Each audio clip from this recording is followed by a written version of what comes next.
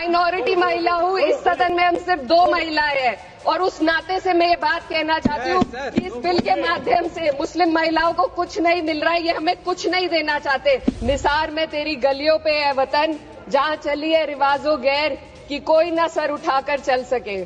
कि अभी ईद की रौनक बुझी भी नहीं थी और हमारी जड़ों पर एक नया फरमान लाया गया।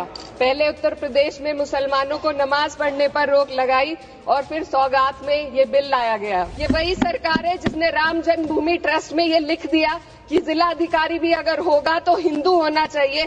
कोई मुझे बताए कि वहाँ पर सेक्युलरिज्म का रस क्यों नहीं घोला गया। सुश्री इकरा चौधरी जी, प्लीज आप बोलिएगा। धन्यवाद सभापति जी। मैं सबसे पहले दाद देना चाहती हूँ इस बिल के टाइमिंग की कि अभी ईद की रौनक बुझी भी नहीं थी और हमारी जड़ों पर एक नया फरमान लाया गया। पहले उत्तर प्रदेश में मुसलमानों को नमाज पढ़ने पर रोक लगाई और फिर सौगात में ये बिल लाया गया। निसार में तेरी गलियों पे है वतन, जहाँ चली है रिवाजो गैर कि कोई ना सर उठाकर चल सके। मैं सभापति जी आपको ये बताना चाहती हूँ कि ईद के मौके पर एक विधवा महिला अपनी लड़की के साथ मेरे पास आई और उसने बताया कि वह एक वक्फ की प्रॉपर्टी में रहती है। वही उसके सर पर छत का काम भी करती है और उसकी रोजी रोटी भी वहीं से आती है। वो इस बिल को लेकर इतनी फिक्रमंद थी कि कहीं उससे वो उसकी संपत्ति ना छीन ली जाए। वो अकेली एक ऐसी महिला नहीं है, ऐसे लाखों लोग हैं जो वक्फ की गरीब महिलाएं जो वक्फ की संपत्ति से अपना रोजगार चला रहे हैं। और ये जो वक्फ बाय यूजर क्लॉज के हटाने से लाखों वक्फ की जायदाद अपना स्टेटस खो देंगी और लाखों लोग इसी तरीके के लोग सड़कों पर आ जाएंगे। वक्फ क्या है, वक्फ बाय यूजर क्या है? इसका ये मतलब है कि कोई जायदाद अगर सालों से दीन और भलाई के कामों के लिए इस्तेमाल हो रही हो तो वो खुद ब खुद वक्फ मानी जाएगी। हिंदुस्तान की अदालतों ने भी इस बात को तस्लीम किया है।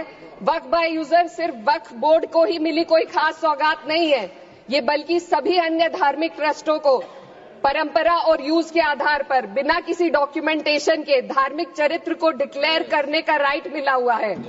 भारत के संविधान के आर्टिकल 13 क्लॉज 3 में कस्टम और यूसेज को कानूनी वैधानिकता प्रदान करता है। इसी आर्टिकल से वक्फ बाय यूजर भी निकला गया है। इस बिल के कानून बनने पर वक्फ बोर्ड तो इस प्रोविजन से हाथ धो बैठेगा, लेकिन अन्य धार्मिक ट्रस्टों को यह सुविधा जारी रहेगी।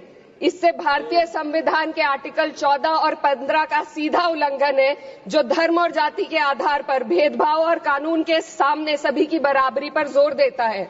मैं इसके साथ ये भी कहना चाहती हूँ कि सत्ता के लोग जो एक दूसरे की पीठ थपथपा रहे हैं कि वक्फ बाय यूजर का जो अमेंडमेंट इन्होंने दिया उसको एक्सेप्ट कर लिया गया है, लेकिन इनकी शरारत यह है कि उसके साथ ही एक ऐसा प्रोवाइजो इसमें शामिल किया गया जिसके आधार पर यह कहा गया है कि अगर कोई भी वक्फ की संपत्ति विवादित हो तो वो अपना वक्फ स्टेटस खो देगी। तो जो अमेंडमेंट इन्होंने दिया है, जिसको एक्सेप्ट कर लिया गया है, उसका कोई मतलब नहीं है। ये इनकी नीयत है जो साफ जाहिर हो रही है। सोने पर सुहागा एक काम और किया है। सरकार ने वक्फ की कानून के सेक्शन 107 को हटाकर लिमिटेशन एक्ट में 12 साल तक ही किसी के खिलाफ अदालत में जाने का प्रोविजन है।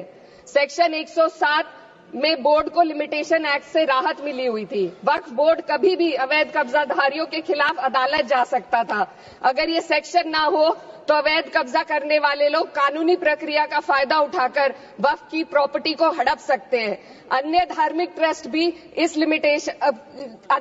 ट्रस्टों पर भी ये लिमिटेशन एक्ट लागू नहीं होती, तो फिर वक्फ बोर्ड के साथ ये सौतेला रवैया क्यों किया जा रहा है? धर्म को देखकर दोहरी नीति क्यों अपनाई जा रही है? सेक्शन 107 और वक्फ बाय यूजर को अगर एक साथ पढ़ा जाए तो इससे लाखों वक्फ की प्रॉपर्टी पर कब्जा किया जाएगा। इसलिए ये बिल मुसलमान की भलाई का नहीं बल्कि उनके वजूद और विरासत को मिटाने का बिल है। हिंदुस्तान में बहुत सारे धार्मिक ट्रस्ट हैं जिसमें उस खास मजहब के लोग शामिल होते हैं और उसका इंतजाम करते हैं। और ये बात समझ में आने वाली भी है, क्योंकि जो व्यक्ति अपने मजहब के रीति रिवाज को जितना अच्छे से समझ सकता है, किसी अन्य मजहब का व्यक्ति नहीं समझ सकता। आर्टिकल 26 क्लॉज 2 के तहत धार्मिक संप्रदायों को अपने मजहबी इदारों के एडमिनिस्ट्रेशन का हक देता है, लेकिन वक्फ बोर्ड के बारे में इसको उल्टा किया जा। Sir 2 minute sir please 2 minutes. सरकार इसे एक सेक्युलर बॉडी मान रही है और इसमें गैर मुस्लिमों को शामिल करने की बात कह रही है। आपके मुंह से सेक्युलरिज्म की बात सुनकर अच्छा लगा, लेकिन अगले ही पल ये भ्रम टूट जाता है, क्योंकि आपको सिर्फ दान देने के लिए प्रैक्टिसिंग मुस्लिम का आपने क्लॉज डाला है, लेकिन बोर्ड में बैठने के लिए मुस्लिम होने की कोई आपकी क्लॉज नहीं है। तो इससे आपकी जो दोहरी नीति है वो साफ जाहिर होती है।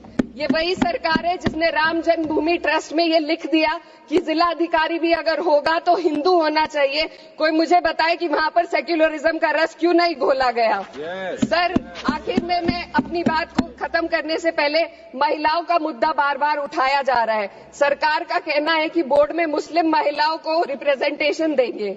इस कानून से पहले भी मुस्लिम महिलाएं बोर्ड में मेंबर रह चुकी हैं और मिनिमम 2 का प्रोविजन था, उससे ज्यादा भी हो सकती थी।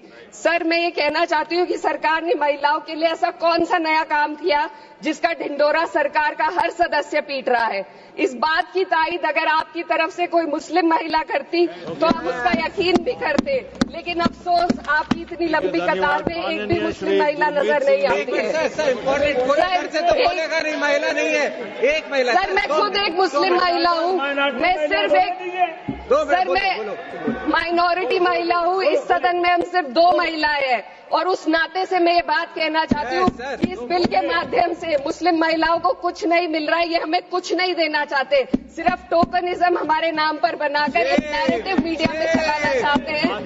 तो ये बिल मुसलमान की भलाई का नहीं, उनकी पहचान को मिटाने का है। सर अंत में मैं बस यही कहना चाहती हूँ कि कागजों की कैद में बस नाम रह जाएंगे, वो जो हमारे थे सिर्फ दावे में रह जाएंगे। इस बिल के द्वारा मीठी ईद के जायके को कड़वा करना यही